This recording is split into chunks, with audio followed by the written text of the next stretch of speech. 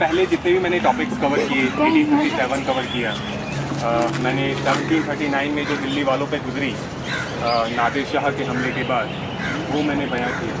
पर खास ये जो टॉपिक था, मुझे बड़ा डर लगता था इससे, बहुत ज़्यादा।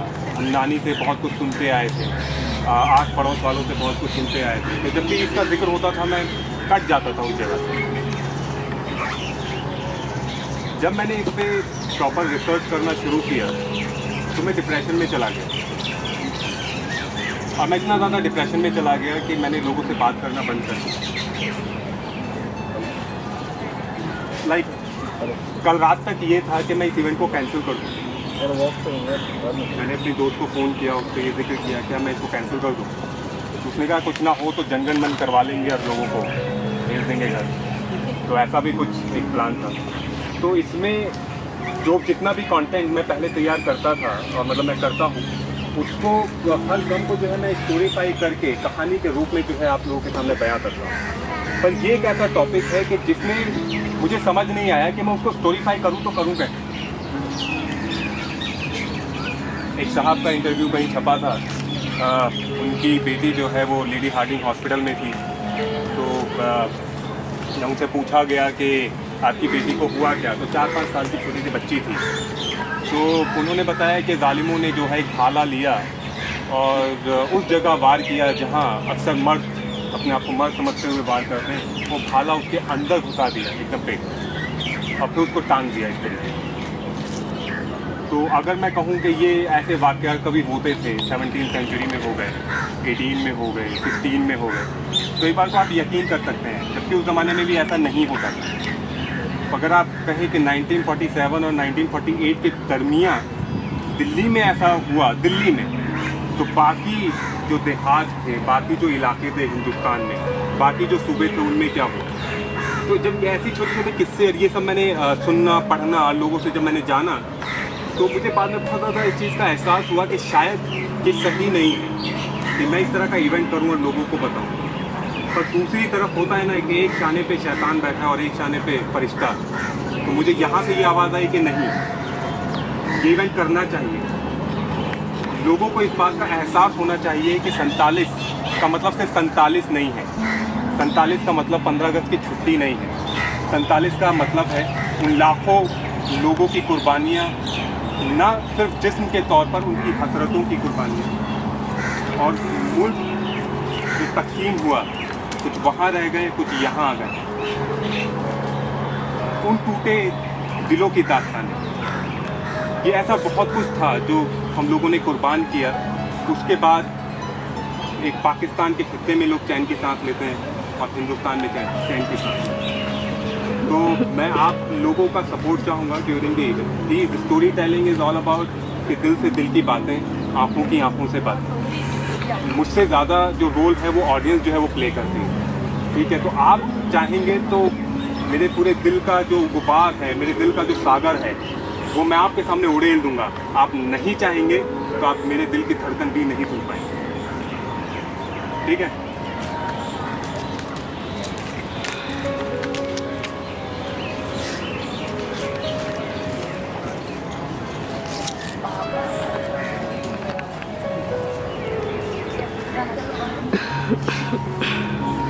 दोस्तों, दिल्ली एक ऐसा अजीम-उल-शान शहर जिसमें दुनिया भर के लोगों ने इसको जीतने की कोशिश की, जीता भी, इसको बनाया, संवारा और लूटा भी। ये जो गम है हमारा मुल्क तकसीमी का, उससे पहले के जो इतिहासकार हैं बताते आए हैं कि ऐसा हुआ वैसा हुआ। पर जितने भी इतिहासकार हैं या कहने वाले हैं उस ज़माने की बातें, उनकी कलम टूट जाती है जब वो 1947 का जिक्र करते हैं, क्योंकि उन्होंने उससे पहले का ज़माना देखा है। उस ज़माने की वज़ादारी, रवादारी, एक छोटा सा किस्सा पेश नज़र है। हालांकि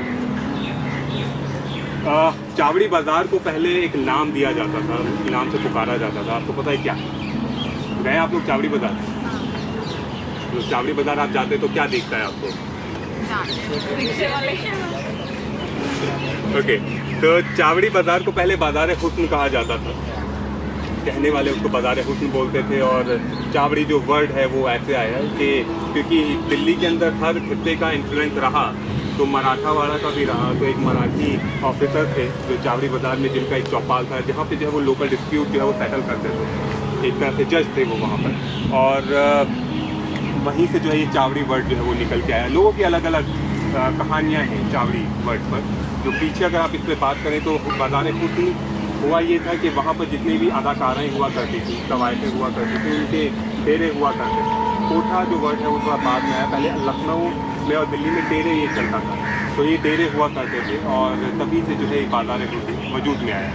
19वीं सेंचुरी में मतलब लोगों में आपस में एहतराम, मतलब लोगों के लिए इतनी ज़्यादा इज्जत थी कि हुआ ये कि एक नवाब साहब थे, नवाब अहमद खां, इनके वालिद का इंतकाल हुआ और ये लाल कुएं के पास रहते थे। लाल कुआं अगर आप चले जाएं चावड़ी बाज़ार मेट्रो स्टेशन से आप निकलेंगे तो अगर आप बल्ली मारान की तरफ वॉक करना शुरू करेंगे तो उस तरफ आ जाता है आपका लाल कुआं। और चावड़ी बाज़ार में जो है उस ज़माने में बहुत सारी लालाओं की जो है दुकान हुआ करती थी। तो एक लाला थे, उनकी अपनी रफ़ू की दुकान थी, जो रफ़ू करते थे कपड़ों पर।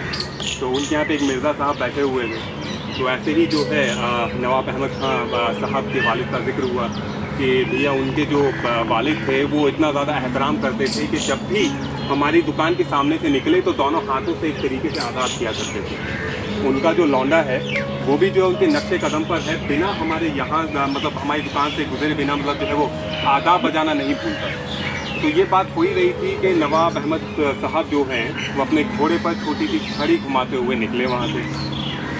तो उन्होंने देखा, उन्हें लगा कि वो घोड़े से जो है वो आदाब करेंगे, पर उन्होंने जो है नज़रअंदाज किया और वो आगे चले गए। तो मिर्ज़ा साहब ने जो है लाला जी को कहा कि लीजिए आप इसी लौंडे का जिक्र कर रहे थे, ये तो जो है आपको अनदेखा करके चला गया।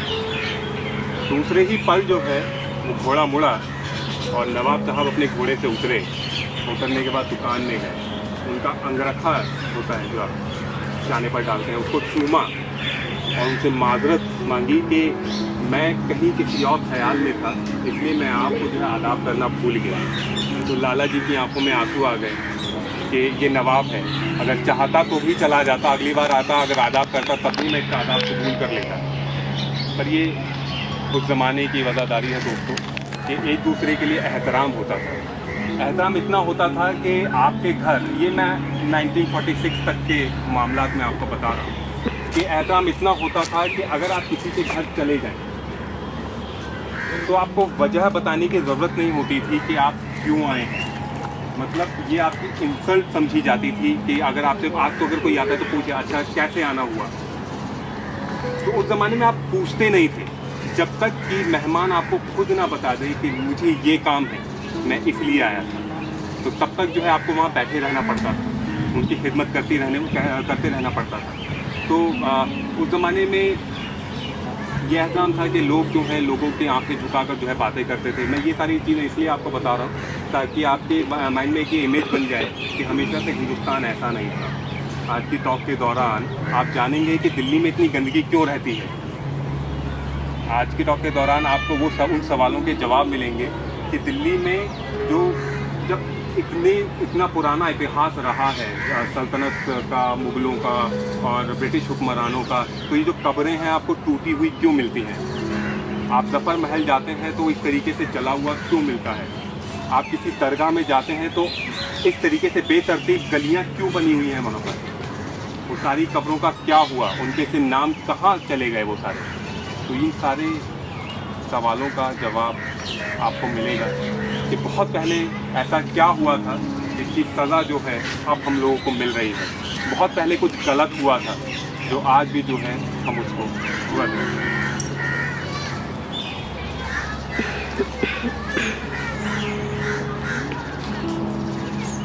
अच्छा, मटके वाले पीर आप तो गए हैं कभी? मटके वाले जी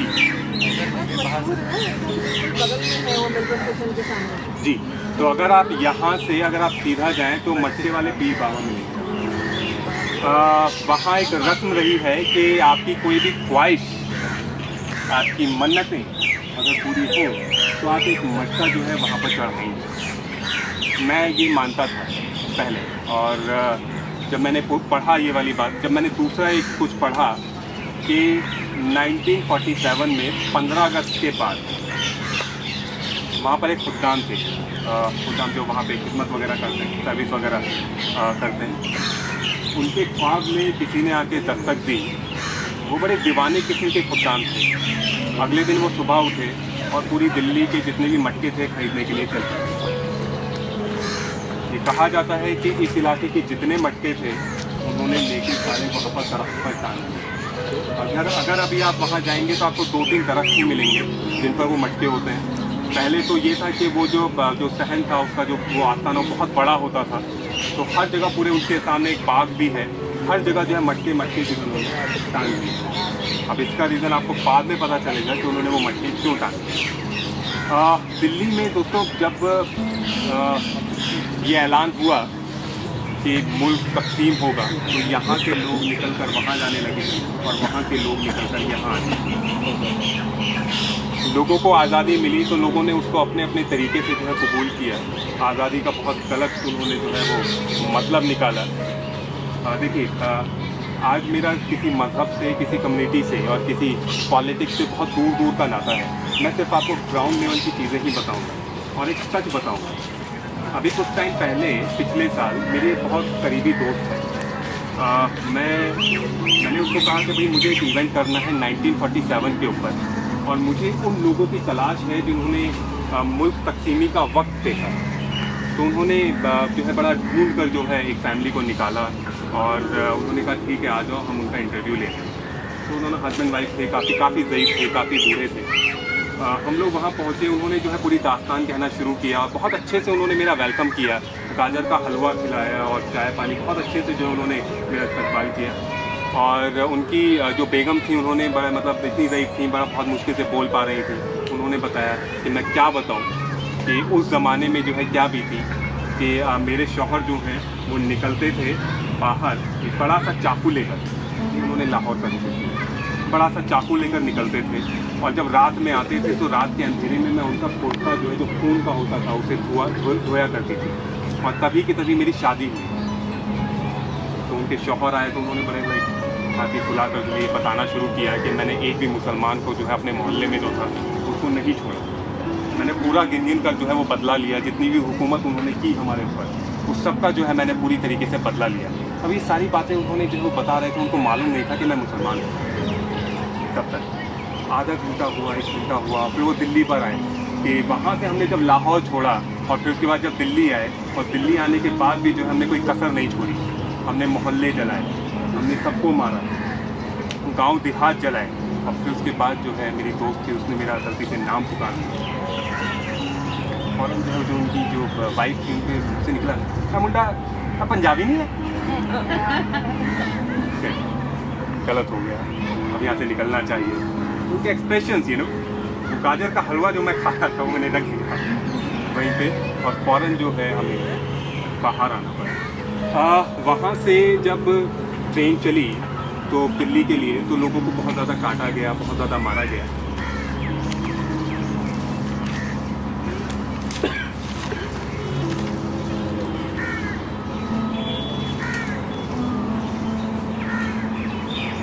एक मोहतरमा थी,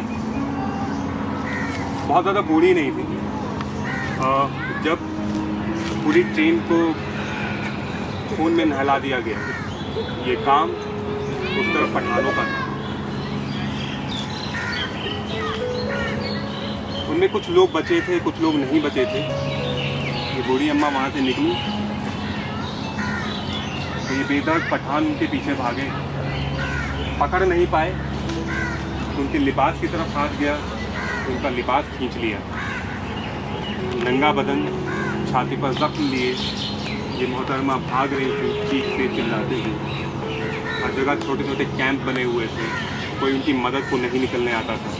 एक बार पकड़ के जो है कोठी में डाल दिया और 200 रुपये उसके दाम लगा। इसी तरीके से वो मोहतरमा जो है वो कोठी से निकली और उन्होंने फिर भागना शुरू किया और चलते चलते जो है वो एक छोटी सी झोंपड़ी के सामने पहुँची जहाँ 3 मुसलमान जो है आग जलाए बैठे हुए थे। उन्होंने जो है बूढ़ी अम्मा को पकड़ लिया और उन पठानों को रोक दिया। पठानों का कहना ये था कि हमें इनके 200 रुपये मिलेंगे, इन्हें फ़ौरन हमारे हवाले कर दो। तो तो 3 जो लोग थे उनका कहना ये था कि गुड़िया को बेच के आपको क्या मिले, हमसे ले लो जो लेना। किसी तरीके से उन्होंने चंदा इकट्ठा किया, अपने पास से पैसे दिए और गुड़िया को जो है खरीद लिया। और फिर उसके बाद इज्जत वाघा बॉर्डर पर छोड़ दिया गया और जेब में 7 रुपये रखकर ये दिल्ली आया। जब वो यहाँ पुराना किला कैंप पहुँची तो पुराने किले में जहाँ हम लोग यहाँ पे बैठे हुए थे, यहाँ मुस्लिम कैंप था और यहाँ पे कोई भी हिंदू जो था वो खिदमत करने नहीं आता था। तकरीबन 60 से 80 हज़ार लोग इस किले के अंदर मौजूद थे। तो यहाँ पे क्रिश्चियन जो मिशनरीज थी वो सारा काम करती थी। तो जब उन्हें पता चला कि ये औरत जो है ये हिंदू है तो उनसे पूछा गया कि आप हिंदू होकर यहाँ पे क्यों काम कर रहे हैं। तो उन्होंने जो है फिर ये वाक़या बताया कि इस तरीके से पठानों ने जो है मेरी इज्जत से खिलवाड़ किया और फिर उसके बाद उन्हीं मुसलमानों ने जो है मेरी आबरू बचाई और फिर उसके बाद मुझे यहाँ भेजा। तो मैं यहाँ पर किसी मज़हब की खिदमत नहीं कर रही हूँ, मैं यहाँ पर इंसानों की खिदमत कर रही हूँ। तो वहाँ के लोगों के ऊपर जो बीती, उन लोगों ने उसका गुस्सा यहाँ निकाला। अब पुरानी दिल्ली आप लोग जाते हैं तो पुरानी दिल्ली में आपको पुरानी दिल्ली का कोई नहीं मिलेगा। ज़्यादातर जो थे वो 1857 में यहाँ से वहाँ हो गए। जो कुछ जो बचे हैं पुरानी दिल्ली में वो लोग यूपी के हैं। वहाँ की ज़बान अगर आप सुने, मतलब जो उर्दू असली जो उर्दू जो डेवलप हुई जो वो यहीं की गलियों में जो है वो हुई और वही उर्दू जो है वहाँ से नदारत है। आज के ज़माने में अगर आप वहाँ जाएं तो वहाँ लोगों की ज़बान पर रहता है आ रही है ना जा रही है, खड़े खड़े मुस्कुरा रही है। हमें यहाँ पर ये वर्ड्स आपको सुनने को मिलते हैं। पहले ज़माने में कुछ अलग ही बात थी। वो कहते थे ना आ रहे हैं ना जा रहे हैं, बस खड़े खड़े हमारे दिल पर जुल्म बरपा रहे हैं। कहने के तरीके अलग होते थे। जब ये खबर पहुंची कि मुल्क तकसीम हो गया है तो लोग अपना अपना बोरिया बिस्तरा लेकर जो है वो निकलना शुरू हुए और ये कहा जाता है कि कैंप बनाया गया यहाँ पुराने किले के अंदर और 60 से 80 हज़ार लोग यहाँ पर आए। अब आप ज़रा देर के लिए तसव्वुर करें कि 60 से 80 हज़ार लोग पुराने किले के अंदर, ना उनके पास खाना था, ना पीने के लिए पानी, ना कपड़े, ना कोई खिदमत करने वाला। और वो जो एक साहब ने वो जो मटके वहाँ टांगे थे मटका पीर पर, वो लोग सारे वो मटके लेकर आए, उनको तोड़ा और छोटे छोटे खितरों में जो है वो खाना पकाते थे। उसी में जो है वो रोटी पकाते थे, वही खाने और पीने और ज़रूरत की और चीज़ों के लिए जो है वो काम आते। तो ये मटकों वाला जो कॉन्सेप्ट जो मैंने अभी पढ़ा वो यहाँ से आया। एक रात दोस्तों यहाँ बहुत ज़्यादा बारिश हुई, इतनी ज़्यादा बारिश हुई कि जब दिन खुला तो घुटनों से ऊपर तक पानी था। अब यहाँ पर लोगों ने कैंप लगाए हुए थे। कैंप क्या थे? 4 लकड़ियाँ जो है वो लगाकर जो है एक नवाब साहब थे, उनकी लाखों की लकड़ियाँ जो है यहाँ पड़ी हुई थी पुराने किले में, तो लोगों ने उसी को इस्तेमाल कर लिया। मेरी आवाज़ आ रही है पीछे से? तो उन्होंने छोटी छोटी 4 लकड़ियाँ लगाकर उस पर चादर तान दिया करते थे, वही तंबू हो जाता था। तो उस रात जब बरसात हुई और जब सुबह हुई तो देखते क्या है कि हर जगह कीचड़ हो गई, हर जगह। और जो सांप जो अपने बिलों में छुपे हुए थे वो सारे के सारे निकलना शुरू हो गए। अब वो भगदड़ का मंजर आप इमेजिन कर सकते हैं यहाँ बैठे हुए कि क्या भगदड़ हुई होगी। बहुत सारे बच्चे जो हैं, हज़ारों बच्चे कुचले गए उन चीज़ों को, और कुचले ऐसे गए कि छोटा सा वाक़या वो ये है कि जिस दरवाजे से हम लोग आए हैं, ये सदर दरवाज़ा, इसके बाजू में ही जो है छोटा सा अस्पताल बनाया हुआ था और यहीं पे जो है जो इस कैंप जो हेड करते थे वो रहते थे और यहीं पे जो है कुछ लोग रहते थे जो कब्र और दफन का इंतज़ाम करते थे जो मर जाता था। तो एक लाश जो है यहीं पे सामने पड़ी हुई थी और बड़े कई दिन गुजर गए उस चीज़ को। जो कैंप के अंदर जो कुछ लड़के काम करते थे, तो जामिया यूनिवर्सिटी के लड़के जो है खाली वक्त में जो है इस कैंप में खिदमत करने के लिए आते थे। तो आए, उन्होंने जो है वहाँ पर जो है जो लोग इंतज़ाम देख रहे थे उनको कहा कि जो लाश इतने टाइम से पड़ी है इसको दफनाया जाए। तो उस ग्रुप में जो है वो लड़कियाँ मौजूद थी जिन्होंने जो है ये दरख्वास्त की। तो उन्होंने जो है इस चीज़ के लिए मना कर दिया कि ये हमारा काम नहीं। एक मौलवी जी के पास पहुँचे तो उन्होंने कहा कि नहीं मैं नहीं करूँगा। तो उन्होंने औरतों ने कहा कि ये जो लाश ये मर्द की है और हम इसको नहला नहीं सकते। ये ऐसा होता है कि दफन करने से पहले आपको नहलाया जाता है, पर हम इसको नहला नहीं सकते। आप ऐसा करें, आप इसको नहला दें और कब्र हम खोद दें। तो जो मौलवी जो थे उन्होंने जो इतनी अक्सर मिजाज के थे उन्होंने जो है मना कर दिया। तो बेचारी वो औरतें आई तो उन्होंने जो है उसको जो है नहलाने के लिए आगे जैसे हाथ बढ़ाया तो कुछ औरतें जो कैंप में मौजूद थी वो भी आ गई तो उन्होंने जो है उसको नहलाया और फिर उसके बाद खुद ही कब्र खोदी तो खुदे में कुछ लड़के आए उन्होंने जो है उनकी कब्र खोदने में मदद की और इस तरीके से जो है उसको बॉडी को जो है वो दफनाया गया।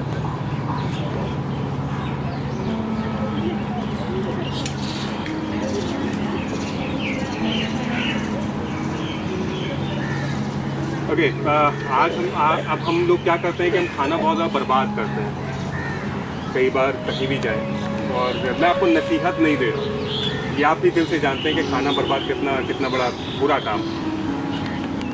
उन 60 से 80 हज़ार लोग जो यहाँ थे उनमें हर सुबह 10 बच्चे नए पैदा होते थे 15 बच्चे रात में पैदा होते थे और 4 से 5 गायें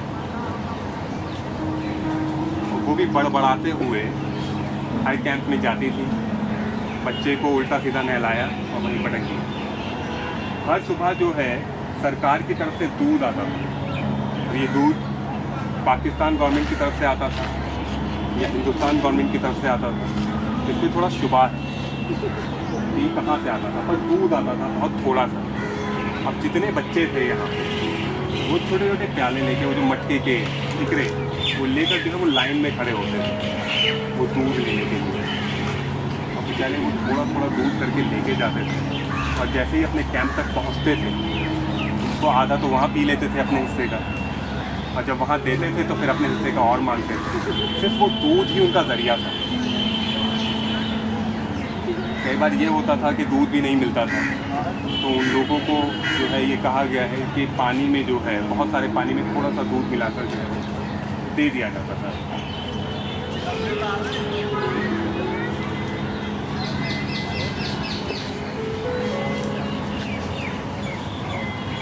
तो एक रोज़ नामचे में जो है एक हमने पढ़ा इस चीज़ को वो ये कि 2 लड़कियां थी वैसे तो बहुत सारी लड़कियां थी यहाँ पर और एक मोहतरमा ने उनसे पूछा कि तुम जवान हो बाहर निकल कर काम क्यों नहीं करती हो। उन्होंने कहा कि बीवी हम क्या बताएं। अच्छा पहले वर्ड जो होता था बीवी बहुत ज़्यादा यूज़ होता था तो मेरी नानी जो है बहुत ज़्यादा इस्तेमाल करती थी तो मैं बड़ा उकता जाता था क्या नानी आप बीवी करती रहती हो। तो उन्होंने कहा कि बेटा पहले यही इस्तेमाल होता था तो तांगे वाले जो होते थे वो छोटी छोटी बच्चियों को हर जगह बीवी जो है वो वर्ड हुआ करता था। तो उन्होंने कहा कि बीवी हम क्या करें कई महीनों से जो है यही कपड़े पहने हुए हैं ये भी तार हो गए हैं दुपट्टा है नहीं अब हम पर्दा नशीन औरतें हम बाहर निकले तो निकले कैसे। तो ये हाल इस किले के अंदर जो कैंप था उसका था।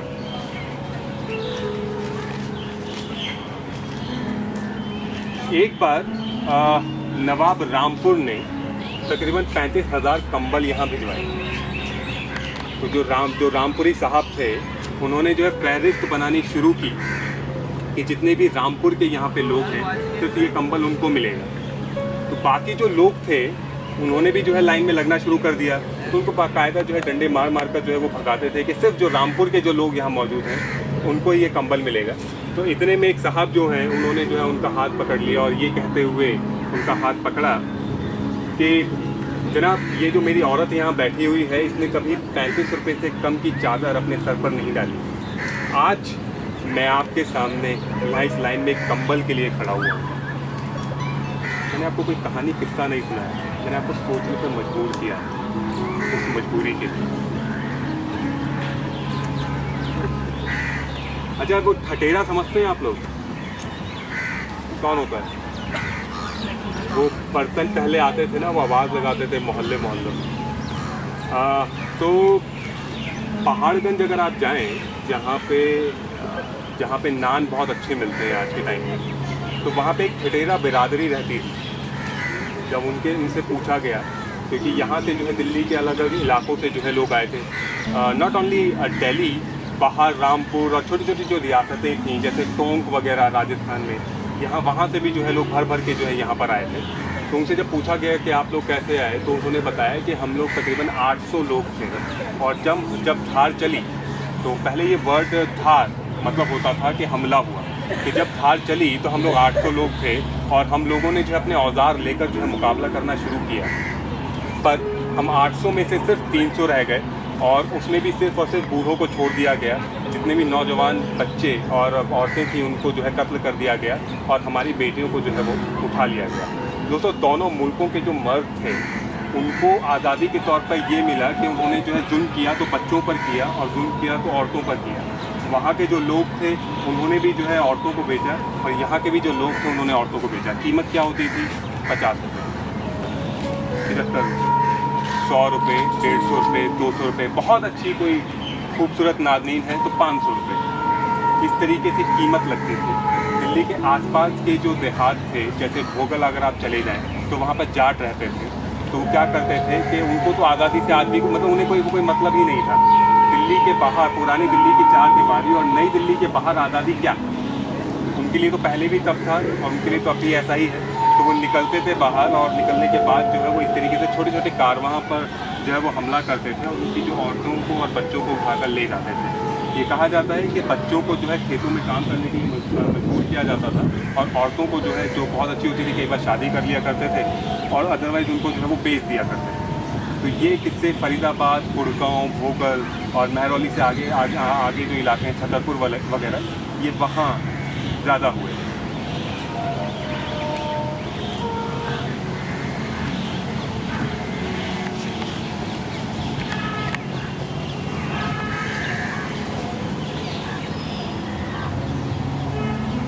जब यहाँ अब होता ये था कि अच्छा, आपको पता है यहाँ से लोग पाकिस्तान कैसे जाते थे? ट्रेन में। कैसे? हाँ, ऊपर बैठ के आपको तस्वीरों में देखा है। जहाँ हम लोगों का टिकट काउंटर पे जहाँ हम लोग खड़े हुए थे वहाँ पे एक छोटा सा उन्होंने जो है एक दफ्तर खोला था और वहाँ जो है लोगों को परमिट दिया जाता पाकिस्तान जाने के लिए। कमबख्त वो ऐसे लोग थे, वो देखते थे कारीगर कैसा है, चांदी का अच्छा काम कर सकता है, वहाँ ज़रूरत है, भेज दो। जब चांदनी चौक का जो चांदी वाले जो मार्केट है जब वो लुटी तो उसके बहुत सारे लोग यहाँ आ गए। अच्छा, ये लड़की जो अच्छा काम कर सकती है वहाँ पे इसको फ़ौरन परमिट दे दिया जाए। कभी बूढ़ों को परमिट नहीं मिलता था, बहुत ज़्यादा रो लिए झींक लिए उनके सामने तो परमिट दे दिया जाता था और कभी जो है छोटे छोटे बच्चों को कभी परमिट नहीं दिया जाता था। ज़्यादातर जो परमिट मिलता था वो सिर्फ नौजवानों को दिया जाता था। जब यहाँ से बहुत सारे मतलब 1948 में आखिरी ज़माने में मतलब दिसंबर के आसपास तक जब यहाँ से जो है बहुत कम लोग रह गए तो जब यहाँ से लोग जाते थे तो ये मतलब कुछ लोग जो जिन्होंने जिन पर बहुत ज़्यादा जुल्म बरपा तो वो जो है वो ये कहते हुए जाते थे कभी हिंदुस्तान का मुँह नहीं देखेंगे, गालियाँ देते हुए जाते थे। और कुछ लोग ऐसे भी थे कि यहाँ के दर दीवार पर जो है लिपट कर रोया करते थे और बड़ी हसरत भरी नज़र से देख कर जो है यहाँ से जाया करते थे। अब प्लेटफॉर्म पहुँच कर जो है वहाँ बूढ़ों का हाल ये होता था कि जो बहुत ज़्यादा ज़ईफ़ लोग होते थे उनको यहीं छोड़ दिया जाता था। सिर्फ जवान, मैं यहाँ पे परमिट देने वालों की बात नहीं कर रहा हूँ, मैं हम सब की जो फैमिली मेम्बर हैं जिन्होंने जो इस चीज़ में स्ट्रगल किया तो वो लोग ट्रेन में चढ़ने से पहले तो जो है अपने बूढ़ों को ले जाते थे ट्रेन तक और फिर इसके बाद चुपके से जो है प्लेटफॉर्म पर छोड़ के चले जाते थे। हाल ये हो गया कि दिसंबर 1948 तक यहाँ पर बूढ़ों की इतनी ज़्यादा तादाद हो गई कि गिनते नहीं बनती। यहाँ से जो है कैंप हुमायूं के मकबरे पर ले जाया गया तो वहाँ फैसिलिटीज़ थोड़ी सही थी और वहाँ पर ले जाकर उन बूढ़ों को रखा गया। ये कहा जाता है कि वहाँ ले जाने के बाद जब ईद मनाई गई तो दिल्ली में जो जामिया के लड़के और क्रिश्चियन मिशनरीज थी इन लोगों ने मिलकर जो है मीठा कलिया जो है उस ज़माने में बांटा। तो वो ये बड़ी काली गुजरी दिल्ली वालों पर।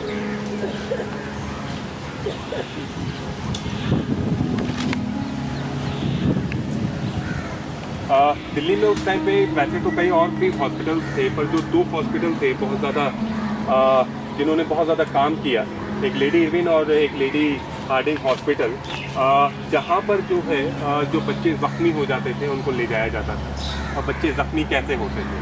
होता ये था कि किसी भी लॉरी पर जो है जब कोई फैमिली जो है वो किसी कैंप की तरफ रुख करती तो उस पर जो है हमला हो जाता और हमले में जो है वो बच्चों को जो है पकड़ा जाता है और पकड़ने के बाद उनको पीछे काट दिया जाता है। अक्सर ये देखा गया कि जो हॉस्पिटल थे उनमें जो बच्चियां थी उनकी जो तलवार के जो वार थे वो सर के बीचों बीच पाए गए और वो एक साथ जो है वो मारते थे।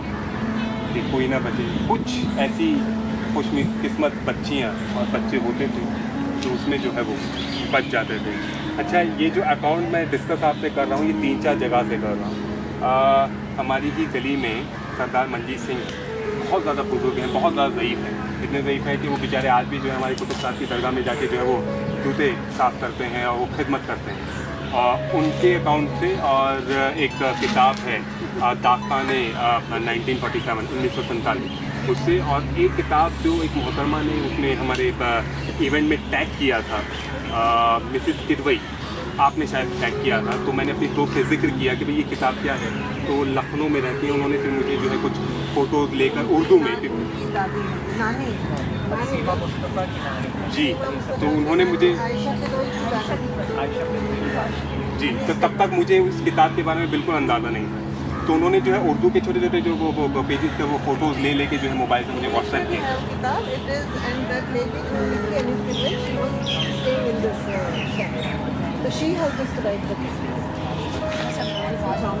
एंड लकीली जब when I got to know कि यार उस किताब का टाइटल भी ये है जो मैंने इवेंट रख दिया है, तो मुझे बड़ा अच्छा लगा कि क्या नाम पहले रखा। मैंने इवेंट का नाम पहले रखा। ओके,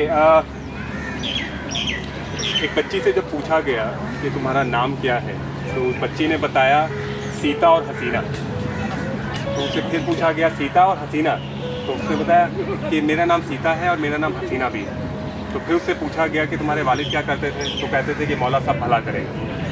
तो जिन्होंने उनसे पूछा तो उनको लगा कि कोई किसी मुसलमान फ़कीर की बेटी है, पर जब भी उससे नाम पूछा जाता तो सीता और हसीना जो है वो बयां करती।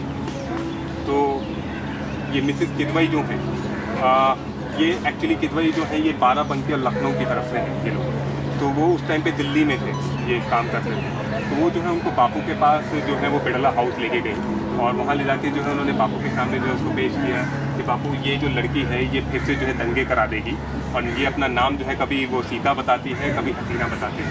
तो बापू जो है वो इस बात पे मुस्कुरा दिए। उन्होंने कहा कि ऐसा करो कि बच्ची को जो है कस्तूरबा गांधी ट्रस्ट का जो स्कूल महरौली में है वहाँ ले जाओ और उसका दाखिला वहाँ करा दो। मैंने बाद में जब ये पढ़ा और फिर उसके बाद जब महरौली में मैंने उसको खोजना शुरू किया तो मुझे वो कहीं नज़र नहीं आया। बस मुझे क्या नज़र आया कि वहाँ पे योग माया टेम्पल के बाजू में जो है एक छोटा सा मकबरा है जिसमें मिस्टर नेहरू की एक लाइब्रेरी है। उसके अलावा वहाँ पे जो स्कूल वगैरह थे उनका क्या हुआ नहीं मालूम। अच्छा, एक जगह है कसाबपुरा, आप लोगों ने नाम सुना है, दिल्ली में जी, अजमल खां रोड के पास कसाबपुरा एक जगह है। तो वैसे तो हर जगह दंगे हुए, ये कसाबपुरा का जो दंगा हुआ उसका मैं हाल आपको बता देता हूँ।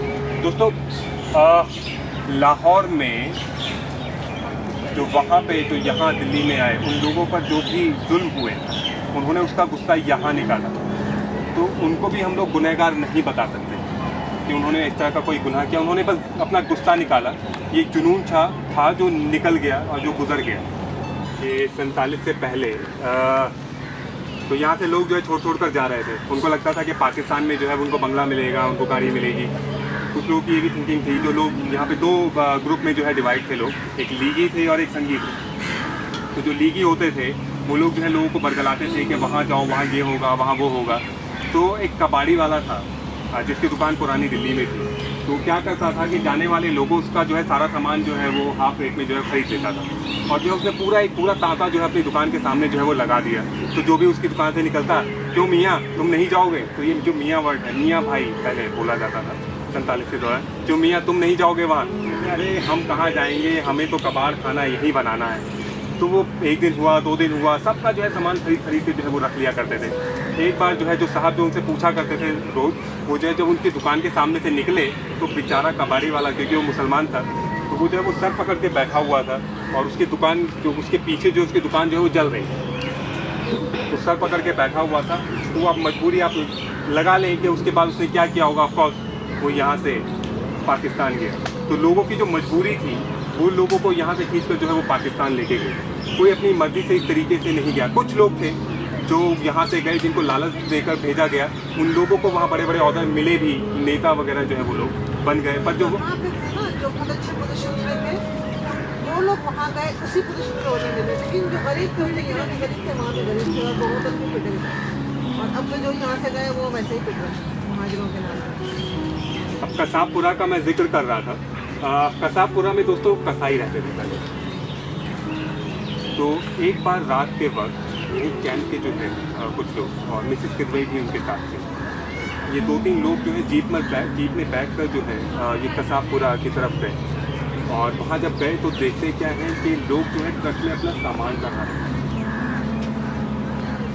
जीप से उतरे और वहाँ कुछ देर सोचने लगे कि लोग जीप में सामान चढ़ाएंगे, वो ट्रक में सामान चढ़ाएंगे, तो उसके बाद ये हज़ारों की तादाद में कैंप पहुँचेंगे जहाँ वैसे ही जो है इतनी ज़्यादा किल्लत है। वहाँ पहुँचे तो उनसे पूछा गया कि आप लोग यहाँ से क्यों जा रहे हैं। तो उन्होंने बयां किया कि हम कसाई हैं और बकरे और भैंस के गोश्त का जो है व्यापार करते हैं, पर यहाँ जो है बाहर इसी छोटी सी गली के बाहर जो है रिफ्यूजियों ने जो है कैंप लगाया हुआ है और वो हाथ में जो है बड़ी बड़ी तलवारें लेकर खड़े हुए हैं।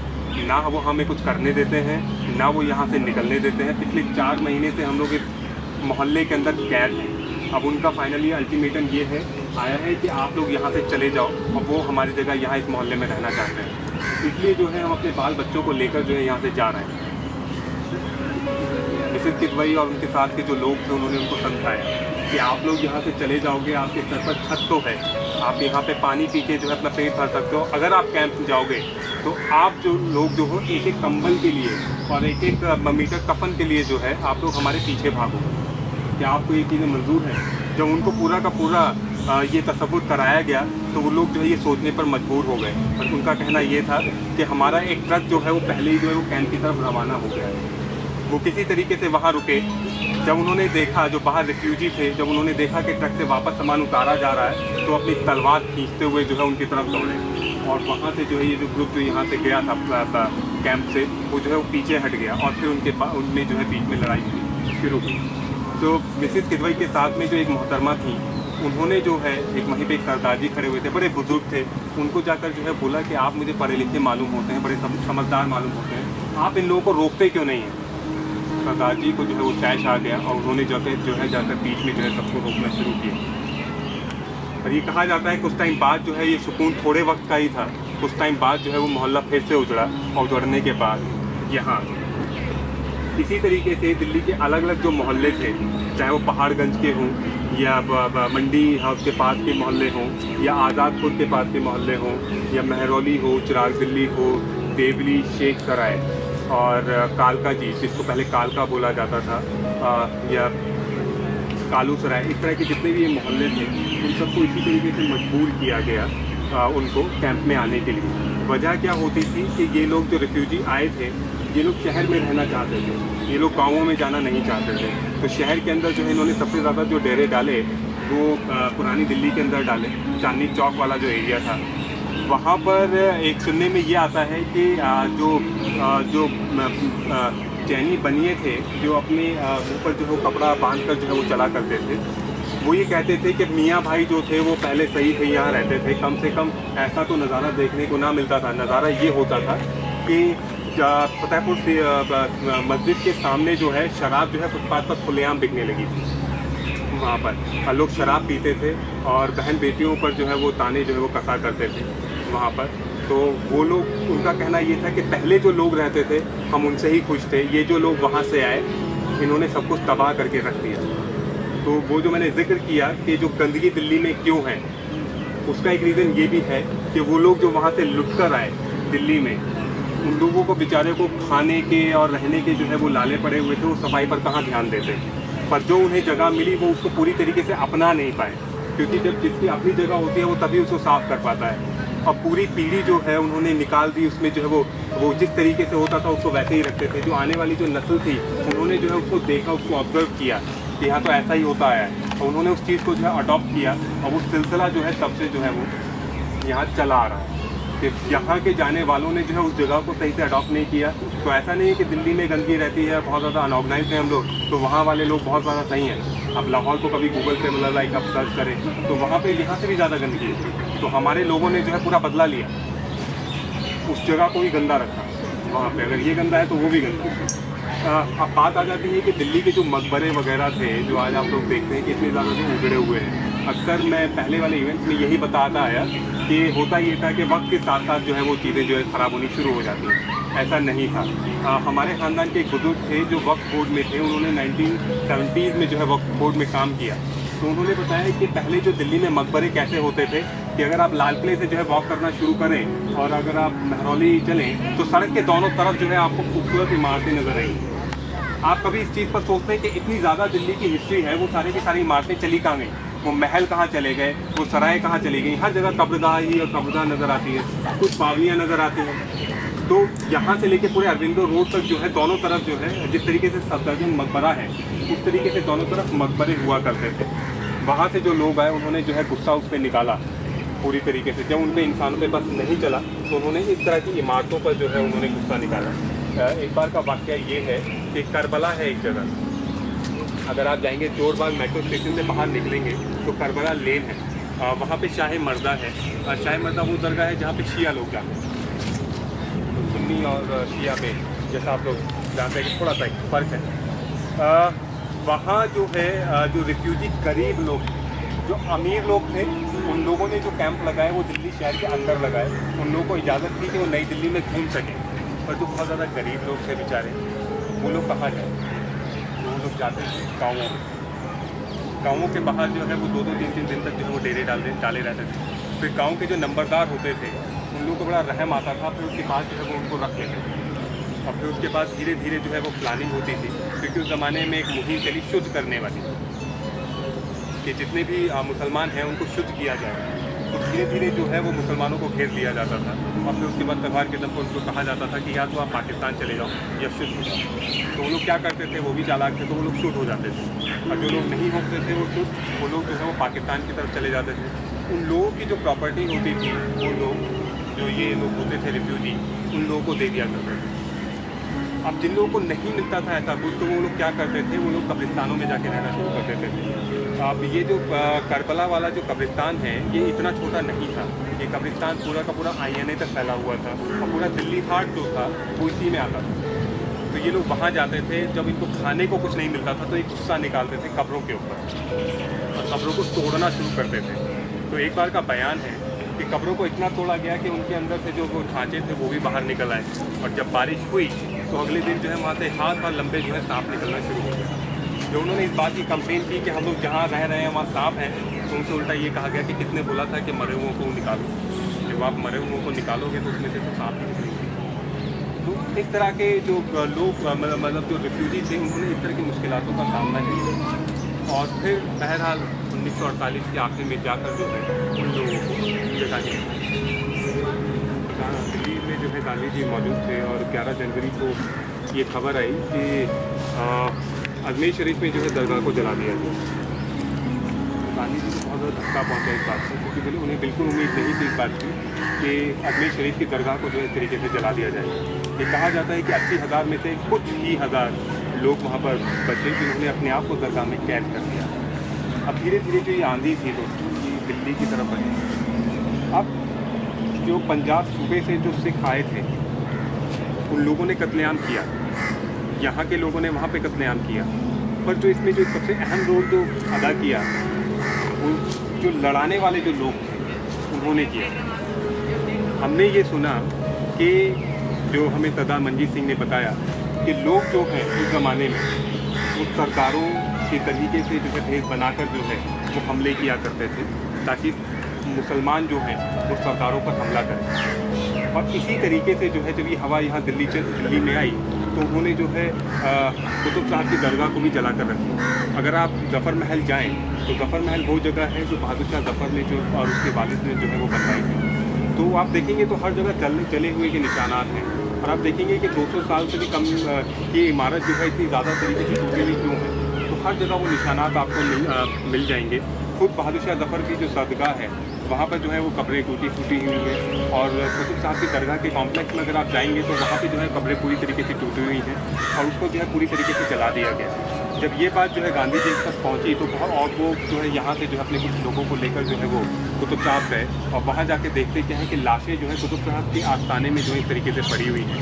तो कुछ लड़कों ने, जो जामिया के जो लड़के थे, उन्होंने उन लाशों को जो है ठिकाने लगाया। ये सुनने में आता है कि लाशें इस तरीके से पड़ी होती थी कि बड़ा मुश्किल होता था कि एक हाथ यहाँ पड़ा हुआ है तो एक सर वहाँ पड़ा हुआ है। अगर वो कहीं खाने के लिए बैठते थे तो देखते थे कि मक्खियाँ जो है एक जगह बैठी हुई हैं, तो इस तरीके से उस तिरपाल को जब हटाते थे तो उसमें जो है किसी का सर पड़ा होता था, किसी उंगलियाँ पड़ी होती थी, किसी का बच्ची का सर पड़ा होता था। आई एम सॉरी, लाइक मुझे ये बताना पड़ रहा है क्योंकि ये वो हाल है जो लाइव देखा गया कुतुब साहब की दरगाह के अंदर था। और कई जगह ऐसे होती थी कि कमरों के अंदर जो है कई लाशें जो है कई दिनों से जो है वो सड़ती रहती थी। तो कुतुब साहब की दरगाह के जितने भी खादिम लोग थे जो ख्वाजा कुतुब से जो है वो ताल्लुक़ रखते थे, वो लोग जो है छोड़कर पाकिस्तान चले गए। दरगाह जो थी वो पूरी तरीके से वीरान हो गई, उसको तोड़ दिया गया। उसके पीछे वजह ये थी कि वहाँ आसपास के जो लोग हवेलियाँ थीं वहाँ पर रिफ्यूजियों को बसाना था। और फिर उसके बाद जब गांधी जी वहाँ पहुँचे तो उन्होंने अपनी अगुवाई में जो है वहाँ पर उर्स करवाया, दरगाह की सफाई करवाई, ख्वाजा कुतुब से जो है माफ़ी मांगी। तो पीछे जो है जो लोग जो उनको देख रहे थे उनका कहना ये था कि आज एक जिंदा पीर एक मुर्दा पीर से मिलने आया। तो रंग बहुत अलग था। और फिर उसके बाद जो है पीछे ज़फ़र महल में बहादुर शाह ज़फ़र की खाली कब्र है, वहाँ जाकर जो है गांधी जी ने ज़ियारत की। और वो फ़ोटो आज भी ऑनलाइन आप लोगों को मिल जाएगी कि सरदगाह से किस तरीके से जो है गांधी जी बाहर आ रहे हैं।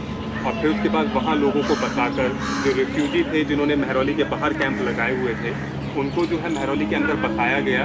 और उस मोहल्ले को आज भी मुल्तानी मोहल्ले के नाम से जाना जाता है। तो ये क्यूरियोसिटी मेरे को कब हुई, जब हम लोग 2011 में महरौली शिफ्ट हुए। तो हमारा जो घर है वो दरगाह के एकदम अंदर आता है। एक दरगाह बहुत बड़ा कॉम्प्लेक्स है और हमारे घर के ठीक सामने जो है एक बहुत बड़ा सिखों का कुनबा रहता है। तो मैं अपनी अम्मा से पूछता था कि यहाँ तो मुसलमान रहने चाहिए, सिख कैसे रह रहे हैं। तो अम्मा बोलती थी क्यों सिख नहीं रह सकते यहाँ पे आके। मैं कहा नहीं, कुछ गड़बड़ है, क्योंकि जब हम उतरते हैं तो यहाँ पे कब्र है, वहाँ पे कब्र है। तो खुद उनका घर में आधी कब्र उनके घर में है, आधी गली में है। और एक जगह उन्होंने छोड़ी हुई है, वहाँ पर जो है किसी की मज़ार बनी हुई है। हर जुमेरात थर्सडे जो है वहाँ पे वो लोग जो है वो चिराग जलाते हैं। ऐसा क्यों?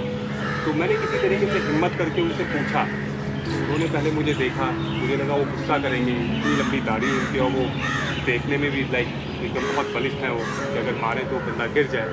तो मैं वहाँ से जाने लगा, मुझे लगा कि वो मार देंगे मुझे। तो उन्होंने फिर मुझे चारपाई पर बैठाया और फिर उन्होंने मुझसे ये बात कही कि तुम एक ऐसे पहले शख्स हो जिन्होंने आके ये बात पूछी, हिम्मत की पूछने की। लोग आते हैं वो देख के चले जाते हैं। तो उन्होंने बताना शुरू किया कि हम लोग जो है वो लाहौर से आए और जब यहाँ दिल्ली पहुँचे तो सबसे पहले दिल्ली गुरुद्वारों में जो है हम लोग रहे। वहाँ पर जो है खाना जो हम लोग पकाते थे और खिलाते थे। पर हमारा गुजर कब तक गुरुद्वारों में होता। हम लोगों को ये कहलाया जाता था कि हम लोगों को करोल बाग में जगह दी जाएगी, पहाड़गंज में जगह दी जाएगी। पर यहाँ जब सारी जगहें भर गई तो फिर हम लोगों को देहात की तरफ बढ़ना पड़ा।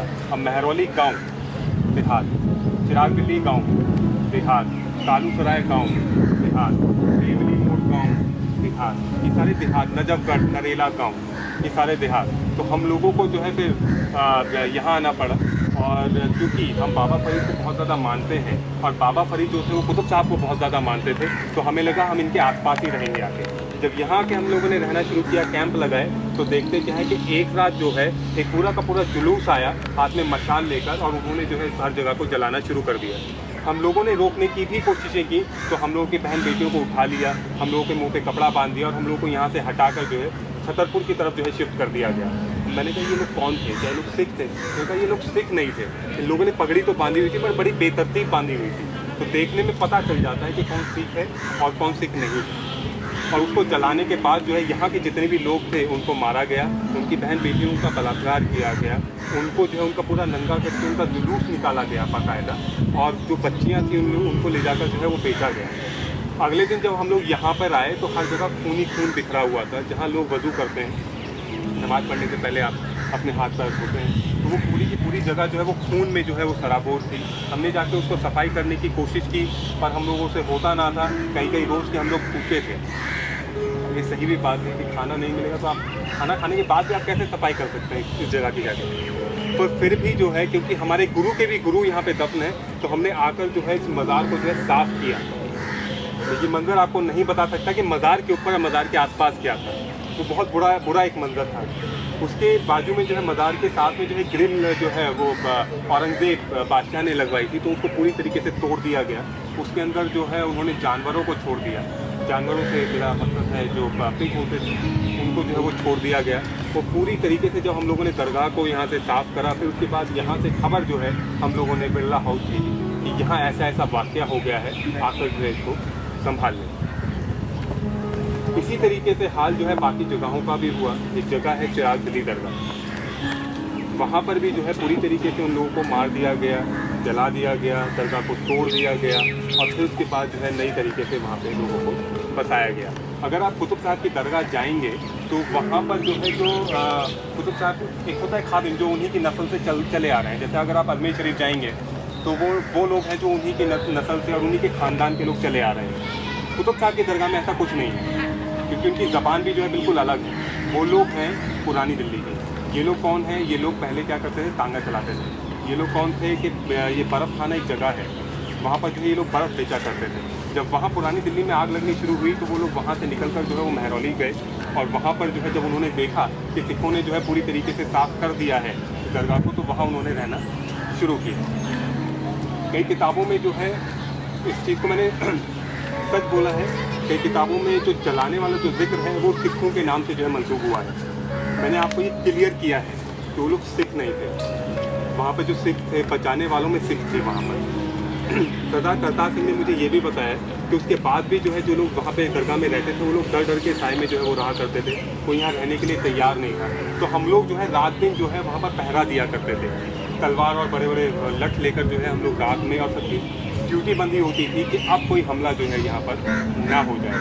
महरौली के आसपास जो है ज़मींदारी हुआ करती थी। अभी अगर आप जाएँ तो वहाँ पे हर जगह घर बन गए हैं। पहले आप पुरानी दिल्ली से निकलें और नई दिल्ली से निकलें तो हर जगह गांव ही थे, हर जगह खेती बाड़ी होती थी। वहाँ पर जो है दरगाह के लिए जो है कुछ ज़मीनें वक्फ कर दी गई कि वहाँ जो है जो खेती होगी उससे जो पैसा आएगा वो दरगाह में लगाया जाएगा।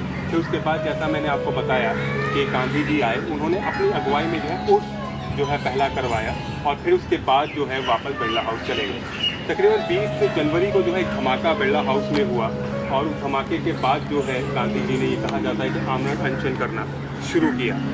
वो क्यों था? वो इसलिए था क्योंकि दिल्ली में जो है मुसलमान मारे जा रहे थे और गांधी जी ने व्रत रखा कि ये कत्लेआम रुकना चाहिए। तो दिल्ली के जो हिंदू आवाम थी वो और ज़्यादा भड़क उठी, खासकर जो एक तबका जिसको मैं जो संघी तबका है वो भड़क उठा कि मुसलमानों को बचाने के लिए बूढ़ा जो है व्रत पे व्रत रख रहा है। और जब इन हिंदुओं को रोका जाता है और ये कहा जाता है कि बापू जो है वो व्रत रख रहे हैं, आपको रुकना चाहिए, तो उनका कहना ये होता था कि वो बूढ़ा जो मुसलमानों के लिए व्रत रख रहा है, हमें उसके लिए क्या करना चाहिए, वो मरे तो मरे।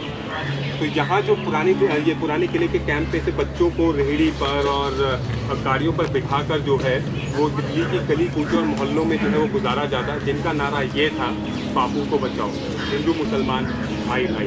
इसका बहुत ज़्यादा असर नहीं हुआ क्योंकि दूसरी तरफ का जो तबका था वो ये नारे लगाता था, मुल्ला गांधी, मोहम्मद गांधी मुर्दाबाद। और फिर उसके बाद वो वक्त आया जब गांधी जी को कत्ल कर दिया गया। मैं जब गांधी जी की रिस्पेक्ट में बहुत करता था और मैं आज भी करता हूँ, पर जब मैंने ये सारे अकाउंट्स पढ़ना शुरू किया ना तो मेरी नज़र में उनकी इज़्ज़त बहुत ज़्यादा बढ़ गई। बहुत सारी चीज़ों में मैं आज भी उनसे इत्तेफाक नहीं रखता, पर जब उनको कत्ल किया गया तो कत्ल करने के बाद वहाँ पे एक शोर उठा। तो शोर वो ये था कि एक मुसलमान ने गांधी जी को मार डाला। अब ये शोर जो है बिरला हाउस से निकला और दिल्ली की गली गली कूचों कूचों में जो है वो गुजरना शुरू हुआ और वहाँ पे दंगे होने शुरू हुए। दंगों में कई लोगों के ऊपर छुरे भी चले। ये दंगे बढ़ते रहते अगर नेहरू जी जो हैं वो रेडियो पर ये चीज़ अनाउंस ना करते कि नहीं, गांधी जी को किसी मुसलमान ने नहीं मारा। अब दूसरी बात, मुसलमान जो थे, जब गांधी जी का कत्ल हुआ तो मुसलमान जो है वो हजरत की निगाह करते थे आसमान की तरफ और ये दुआ करते थे कि काश जिसने गांधी जी को मारा वो मुसलमान ना हो। अगर वो मुसलमान हुआ तो हम जो बचे हैं वो अब वो भी ना बचेंगे। सिख जो थे वो ये दुआएं करते थे, काश जिसने गांधी जी को मारा हो वो सिख ना हो। अगर किसी सिख ने मारा होगा तो जो लाहौर में हुआ वो दिल्ली में होगा। पर सरदार पटेल और पंडित जी ने जो है रेडियो पे ये चीज़ क्लियर की लोगों को कि जिसने गांधी जी को मारा ना वो सिख था, ना वो मुसलमान, ना वो हिंदू था, वो कोई और ही था। अच्छा, दिल्ली के जो देहात थे, जैसे अच्छा आपको मालूम है, एक तो पाकिस्तान बना, एक हिंदुस्तान बना, और खालिस्तान की मांग हुई थी। अगर मैं कहूँ कि दिल्ली के जाटों ने अपनी जातिस्तान की मांग करी थी, तो आप क्या सोचेंगे? दिल्ली के जो जाट थे, खासकर नजफगढ़ और नरेला के, वो लोग इकट्ठा हो गए और उन्होंने अपने गाँवों के आसपास जो है वो बाउंड्री खींच ली कि ये जगह जातिस्तान है, यहाँ पे आने के लिए आपको परमिट लेना पड़ेगा। इसमें किसका पीछे हाथ था? जो भरतपुर के ठाकुर साहब थे, क्योंकि भरतपुर में जाटों का राज था, तो भरतपुर के जो ठाकुर साहब थे उनकी फ़ौजें बाकायदा नजफगढ़ में रहती थी और उन जाटों का साथ देती थी। तो एक बार जो है, क्योंकि नजफगढ़ में बहुत सारे मुसलमान भी रहते थे, तो यहाँ से जो है जो शांति दल जो होता था, जो हर मोहल्ले और गाँवों में जाके लोगों को समझाता था, तो ये दल जो है वो नजफगढ़ पहुँचा।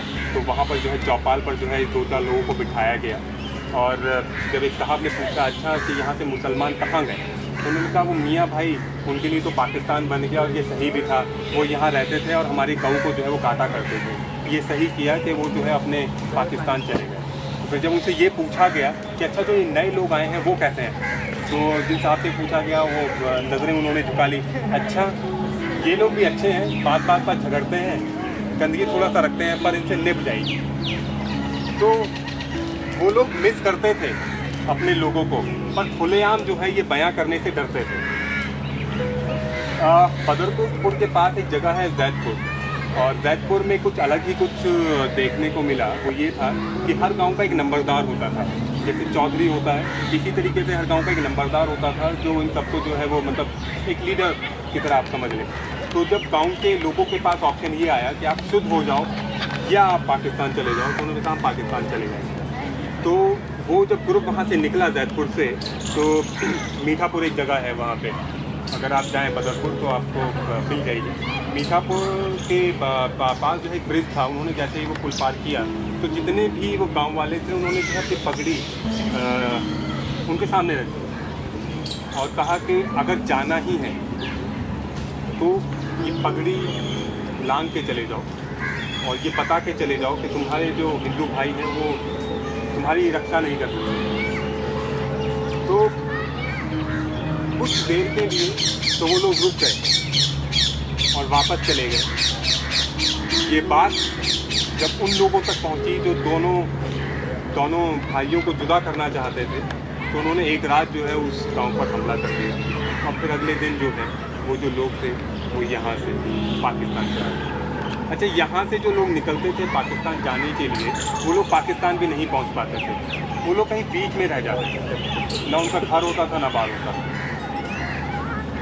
अक्सर दिल्ली में जो है ये लोग जो लखनऊ से, मेरठ से और मतलब यूपी के अलग अलग इलाकों से जो दिल्ली आते थे कि यहाँ से जो पाकिस्तान चले जाएंगे, उनमें से बहुत कम लोगों को परमिट दिया जाता था पाकिस्तान जाने का, और वो लोग यहीं पे जो है अपने आसपास जो है अपने आप को बसा लिया करते थे।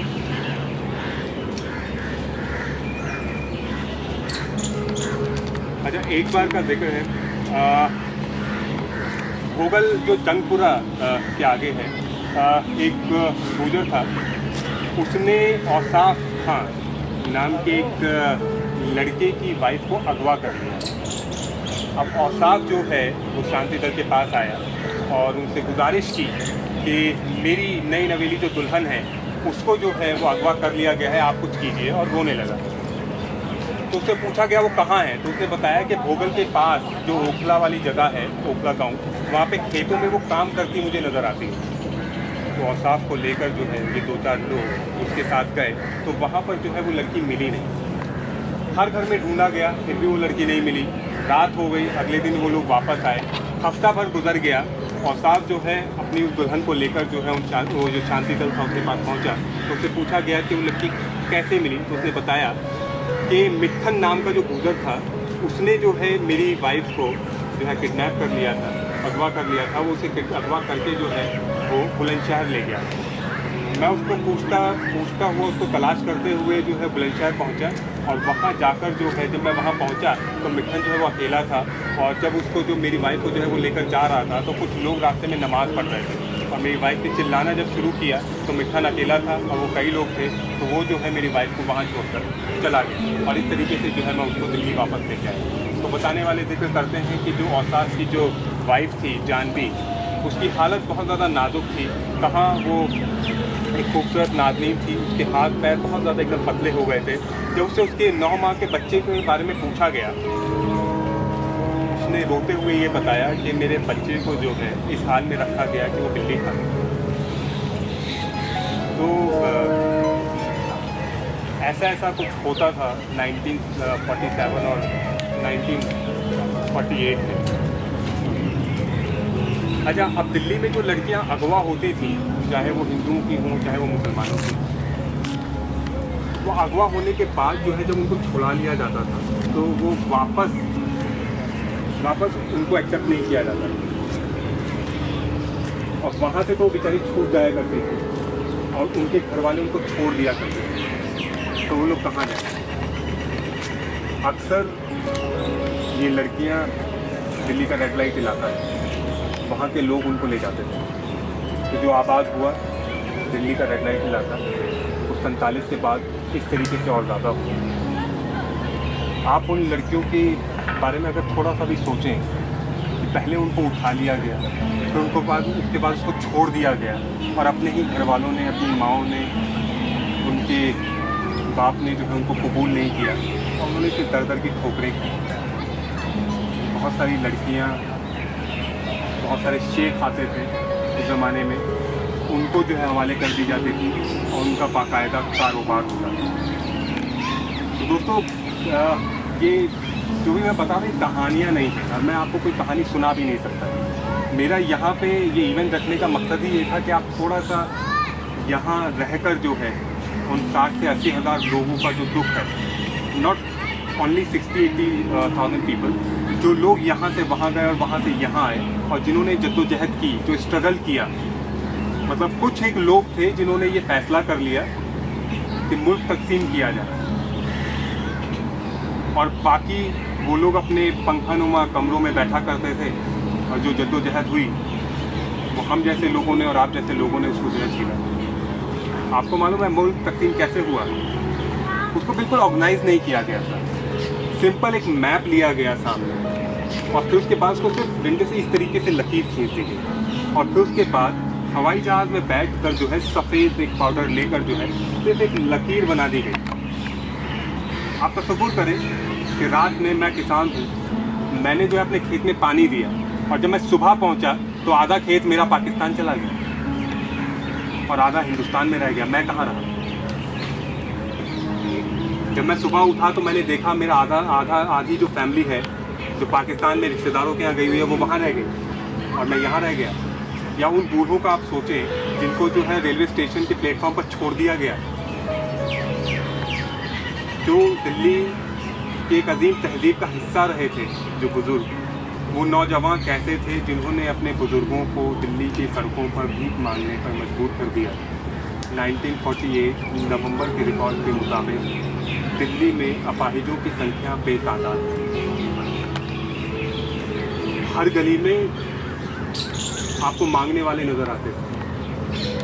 कई बच्चे ऐसे होते थे कि जिनका एक हाथ नहीं होता, बूढ़े जो चल नहीं पाते थे, सड़क के किनारे वो दम तोड़ते हुए नजर आते थे। ये तस्वीरें आज भी गूगल पर मौजूद हैं। पहले मैं इस पर यकीन नहीं करता था। जब मैंने ये पढ़ा और लोगों से सुना तब मुझे यकीन हुआ कि हाँ, आज भी चाहे वो 1984 हो, चाहे 2002 हो, चाहे कोई भी ऐसा दंगा हो, उसमें सबसे ज़्यादा नुकसान किसको हुआ? औरतों को हुआ और बच्चों को हुआ। दोनों तरफ के मज़हब के जो मर्द थे उन्होंने अपना गुस्सा किस पर निकाला? वो औरतों पर निकाला। चाहे वो मुसलमान हो चाहे वो हिंदू हो। अगर उन्होंने रेप किया तो किसको किया? औरतों को किया। औरतों से कभी पूछा ही नहीं गया कि वो चाहती क्या है। उन्होंने आंखें झुकाई और मर्दों के पीछे चलना शुरू कर दिया। अगर 47 के दौरान उस कमेटी में औरतें शामिल होती और उनसे पूछा जाता क्या मुल्क तकसीम किया जाए, 200% उनका जवाब ना होता, क्योंकि उनको मालूम था कि अगर ऐसा होगा तो स्ट्रगल किसको करना पड़ेगा। सर के ऊपर बोझ लेके कौन चलेगी? वो औरत चलेगी। मीलों का सफ़र यहाँ से लाहौर तक किसने तय किया? हाथ में बच्चा, सर पे पोटली, वो औरत ने किया। मर्द क्या करते थे? वो आगे जो है रास्ता दिखाते हुए लाठी लेकर चला करते थे। ये हमारी नानी ने बताया कि अगर औरतों से पूछा जाता 47 में मुल्क तकसीम किया जाए तो मुल्क कभी तकसीम ना हो। To be very honest with you guys, this is at the end of the day this is my business. मुझे जॉब नहीं मिली तो मैंने कहानियाँ सुनाना शुरू की है, और पैसों के लिए, घर चलाने के लिए मैंने कहानियाँ सुनाना शुरू की है। और फिर जब मैं इसमें आगे घुसता चला गया तब उसके बाद मुझे हकीकत मालूम हुई कि स्टोरी टेलर बनना कितना मुश्किल होता है। दोस्त, यहाँ सिर्फ कहानियाँ नहीं सुनानी होती, आप हफ्ते भर पहले आप उसके अंदर चले जाते हो। आप यकीन नहीं जान सकते, बहुत सारी चीज़ें मैं आपको बता नहीं पाया। मेरी आंखों के सामने थी पर मेरे दिल से, मेरी ज़बान तक आई पर वो बाहर नहीं आई। मैं कैसे बताता कि छोटी छोटी बच्चियों को भाले पर रख के आप घुमा रहे हैं? मैं कैसे बताता उन सारी चीज़ों को कि आप सरेआम जो है आप देख रहे हैं, आप गाड़ियों में जो है मुआयना कर रहे हैं। नई दिल्ली के बंगलों में रहने वाले जो लोग हैं वो सड़कों पर निकल रहे हैं मुआयना करने के लिए। वहाँ पे औरतों को देख रहे हैं जिनके तन पर जो है एक छोटा सा कपड़ा है, वो अपने आप को ढक भी नहीं पा रही हैं। अब वो जो इस निगाह से आपकी तरफ देख रही हैं, आपसे पूछ रही हैं, आपसे सवाल कर रही हैं कि तकसीम हुआ मुल्क तो हमने क्या पाया? तकसीम हुआ मुल्क तो तुमने ये सब पाया। तुमने वो पाया तो गाड़ी में तुम बैठे हो, हमने ये पाया कि हम लोग सड़क पर। उससे पहले भी हम लोगों के पास खाना नहीं था और अब आज भी हमारे पास खाना नहीं। ये ऐसी बहुत सारी चीज़ें थी जिनमें जो है आप लोग एक सोचने पर मजबूर हो जाते हो। हफ्ते भर पहले मेरी नींद पूरी तरीके से हराम हो गई। मैं सोया ही नहीं, सुबह 7 बजे सोता था। 3 दिन तो ऐसा वाक़ आया कि मुझे नींद की गोली लेकर सोना पड़ा। और फिर उसके बाद एक रात ऐसी आई कि मैं इवेंट करूँ ना करूँ, मैंने हर उस कैरेक्टर का गम बयां किया है कहानियों के ज़रिए जो मेरे दिल के करीब रहे हैं, चाहे वो सुल्तान रज़िया हो, चाहे बहादुर शाह ज़फ़र हो, इस तरह के बहुत सारे किरदार। पर 1948 दोस्तों, 1948, 1947 वो जगह जो हमें बहुत ज़्यादा सोचने पर मजबूर कर देती है। अगर खालाजान मतलब राना सफ़ी मैम अगर कह रही हैं कि 2 साल से उन्होंने वो किताब नहीं पढ़ी तो आप भी वो पढ़ नहीं पाएंगे। और मैं आपको सलाह दूँगा, अगर आप पढ़ोगे तो आप अपने आप को प्रिपेयर कर लें कि पढ़ने के बाद फिर आप अपने आप को जो है वो फिर अलग पाओगे। आप दुनिया को यूँ ना देख के दुनिया को यूँ करके देखोगे, और फिर उसके बाद फिर आप सोचने पर मजबूर हो जाओगे 15 अगस्त को मैं मनाऊँ या मैं मुबारकबाद दूँ या ना दूँ। क्या नाम है किताब? इस किताब का नाम है आज़ादी की छाँव में। आयशा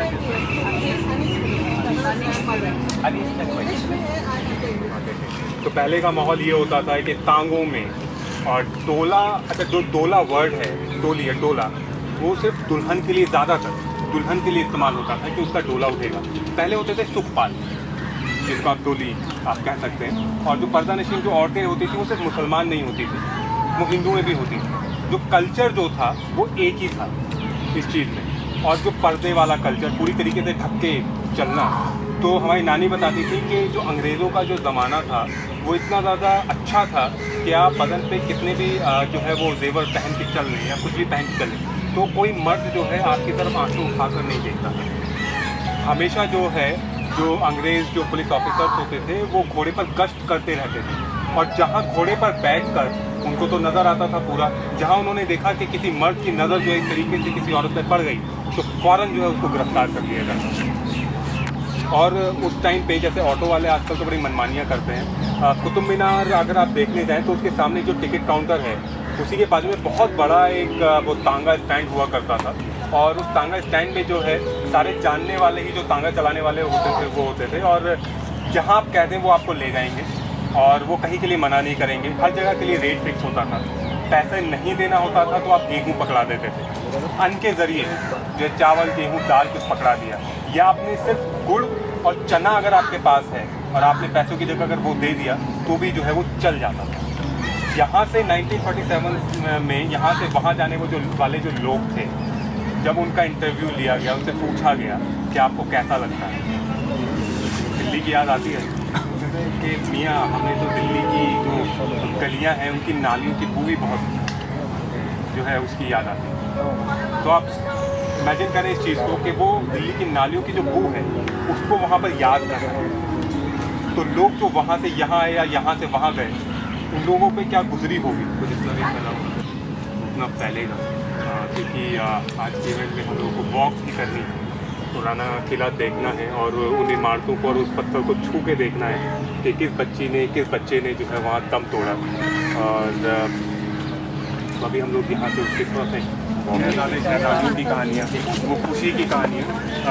मेरे लिए भी एक चैलेंज रहा कि मैं आपको कुछ आके खड़े होकर सिर्फ 1948 बयां कर दूँ। तो अगर आप लोगों को लगा होगा, आई एम श्योर लगा होगा कि बहुत सारे गैप्स रहे, तो आप प्लीज़ खुद को मेरी जगह खड़े होकर सोचिएगा कि मुझे 5 साल हो गए कहानियाँ सुनाते हुए कि मैं खुद टूट गया इस मुकाम पर आके। तो फिर कुछ भी हो सकता है, मतलब after like I am human and मैं भी अगर आपको कुछ चीज़ें आघात करी तो मैंने तो वो सारी चीज़ें पढ़ा और लोगों से सुना।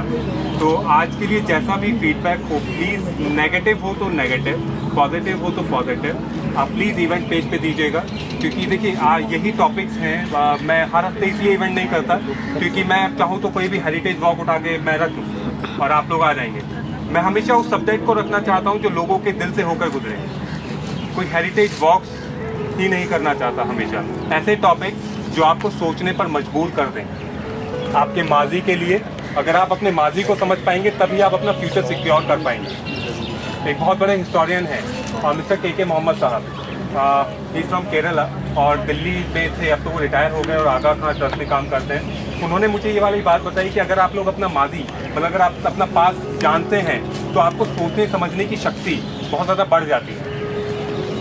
तो आज के लिए बहुत सारी माजरत और मैं माफ़ी चाहूँगा आप लोगों से कि मैं आपको वो चीज़ अगर नहीं एहसास करा पाया, मैं आपकी आंखों में आंसू नहीं निकलवा पाया, तो आई एम रियली सॉरी।